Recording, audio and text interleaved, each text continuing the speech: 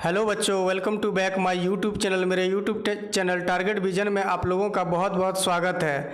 आज मैं आप लोगों के लिए एक नई वीडियो लेके आया हूं जो कि क्लास 9 का सोशल साइंस फर्स्ट टर्म से संबंधित है। 40 प्रश्न जो कि है, तो शुरू करते हैं। शुरू करने से पहले यदि अभी तक इस चैनल को सब्सक्राइब नहीं किए हैं तो जल्दी से चैनल को सब्सक्राइब करें, लाइक करें, कमेंट करें और पूरी वीडियो देखें और परीक्षा की तैयारी करें। तो शुरू करते हैं।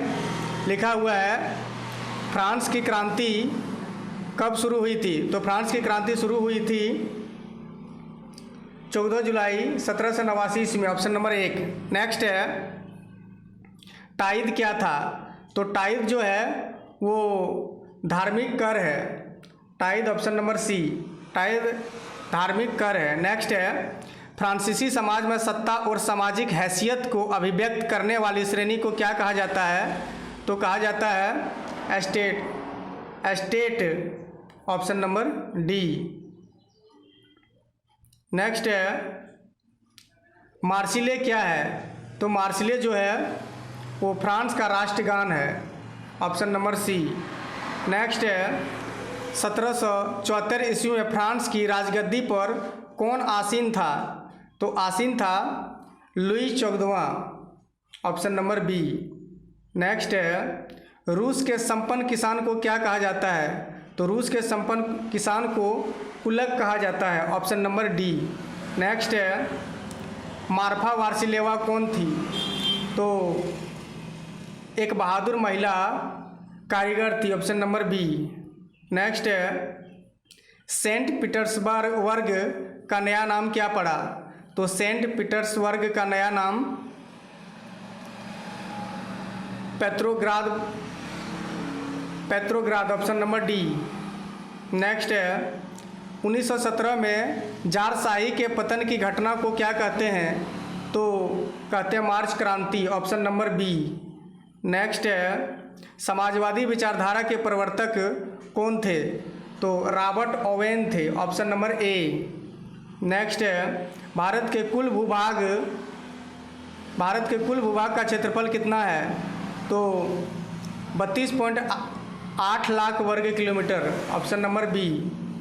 नेक्स्ट है, भारत का सबसे पूर्वी देशांतर कौन सा है?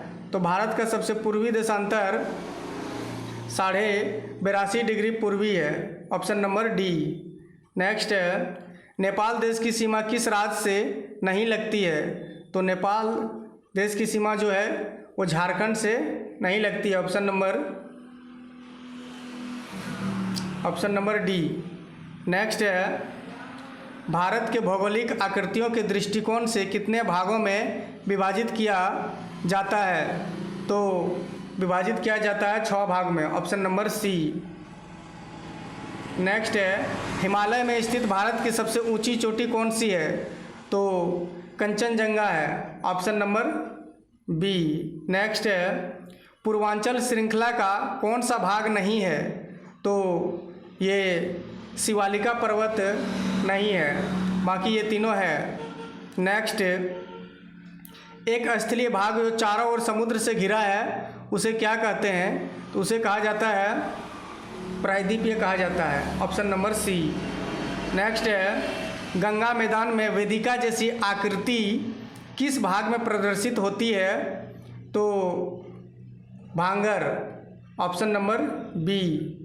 नेक्स्ट है, गंगा नदी का उद्गम कहाँ से है? तो गंगा नदी का जो उद्गम है वो गंगोत्री से हुआ है, गंगोत्री से गंगा नदी का उद्गम हुआ है, ऑप्शन नंबर बी। नेक्स्ट है, डल झील किस राज्य में स्थित है? तो डल झील जो है वो जम्मू कश्मीर में पाए जाते हैं, ऑप्शन नंबर ए। नेक्स्ट है, गेहूं, चना, जौ आदि किस प्रकार की फसलें हैं? तो गेहूं, चना, जौ जो है वो रबी फसल है। रबी फसल को बरसात में नहीं उगाया जाता है। तो गेहूं, चना, जौ जो किस प्रकार की है वो रबी फसल है। और इसी में एक आता है खरीफ फसल। खरीफ फसल को बरसात के दिन में उगाया जाता है, जैसे मक्का हो गया, धान हो गया, बाजरा हो गया। तो फिलहाल इसका आंसर हो जाएगा ऑप्शन नंबर ए, रबी फसल। नेक्स्ट है हरित क्रांति की मुख्य विशेषता क्या है? तो हरित क्रांति की मुख्य विशेषता है गेहूं तथा चावल में अप्रत्याशित वृद्धि। हरित क्रांति का मेन उद्देश्य है कि वृद्धि करना, ऑप्शन नंबर ए। नेक्स्ट है बहुविधि फसल प्रणाली किसे कहते हैं? तो बहुविधि फसल प्रणाली कहा जाता है कि एक वर्ष में किसी भूमि पर एक से ज़्यादा फसल पैदा करना। एक वर्ष में किसी भूमि पर एक से ज़्यादा फसल को पैदा करना ही, ऑप्शन नंबर सी। नेक्स्ट, अपनी आजीविका के लिए श्रवण ने एक डेयरी की दुकान खोली है। श्रवण की यह क्रिया किस प्रक्रिया की क्रिया है? तो ये हो जाएगा गैर कृषि प्रक्रिया, ऑप्शन नंबर बी। नेक्स्ट है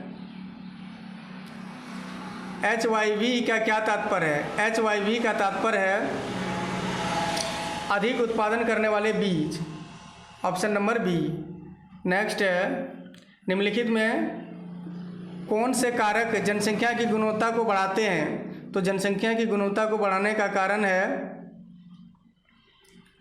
हो जाएगा इनमें से सभी।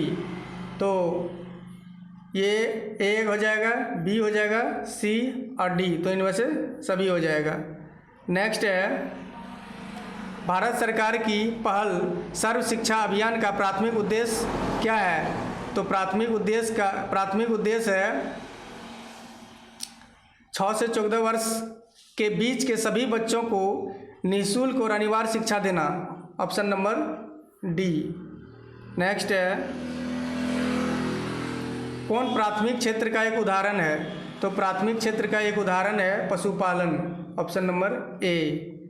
नेक्स्ट है किसी एक खेत में 5 लोग काम कर रहे हैं, यदि उनमें से 2 लोगों को हटा दिया जाए तो उत्पादन पर कोई प्रभाव नहीं पड़ेगा। यह किस प्रकार की बेरोजगारी को इंगित करता है? तो यह जो है ये प्रच्छन्न बेरोजगारी कहा जाता है, इस प्रकार की बेरोजगारी का, ऑप्शन नंबर बी।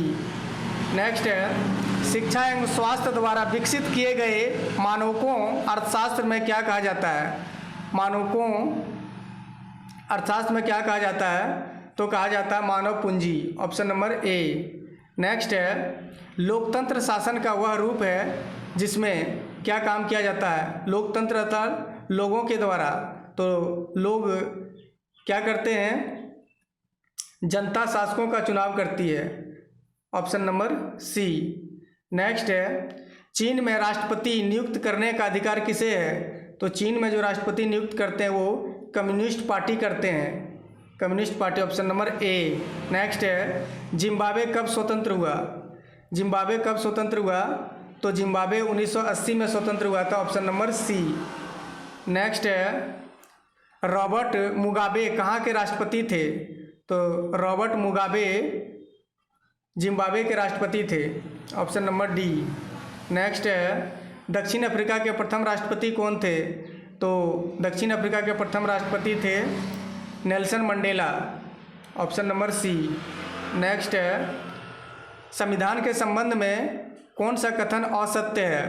3 इसमें सत्य है, एक असत्य है। तो असत्य क्या है? तो यह सरकार के अधिकारों की सीमा नहीं बताता, तो यही गलत है, ऑप्शन नंबर सी। नेक्स्ट है भारतीय संविधान सभा के लिए कब चुनाव कराए गए थे? तो जुलाई 1946 में संविधान सभा के लिए जो चुनाव किया गया था वो 1946 में जुलाई में किया गया था, ऑप्शन नंबर डी। नेक्स्ट है कौन भारतीय संविधान सभा के सदस्य नहीं थे? इसमें भारतीय संविधान सभा के सदस्य कौन नहीं थे? तो महात्मा गांधी इसमें नहीं थे, बाकी वो 3 थे। नेक्स्ट है इनमें से भारतीय संविधान का बुनियादी मूल्य कौन नहीं है? तो बुनियादी मूल्य जो है ये असहिष्णुता नहीं है, सी। इसका हो जाएगा ऑप्शन नंबर सी। नेक्स्ट है इनमें से कौन सुमेलित नहीं है? तो सुमेलित जो नहीं है वो इंदिरा गांधी संविधान सभा की सदस्य नहीं थी, तो ऑप्शन नंबर ये डे, बाकी सब थे। मोतीलाल नेहरू 1928 में भारत का संविधान बनाया गया। राजेंद्र प्रसाद संविधान सभा के अध्यक्ष थे, ये भी सही। बी आर अम्बेडकर प्रारूप कमेटी के अध्यक्ष थे, ये भी सही थे। लेकिन इंदिरा गांधी जो है वो संविधान सभा की सदस्य नहीं थी। तो ये 40 प्रश्न है। यदि वीडियो पसंद हुआ तो लाइक शेयर कमेंट करें और चैनल को सब्सक्राइब करें, और इस प्रकार की वीडियो आपको मिलते रहेगी, इसलिए चैनल को जल्दी से सब्सक्राइब करें और शेयर करें। जय हिंद दोस्तों।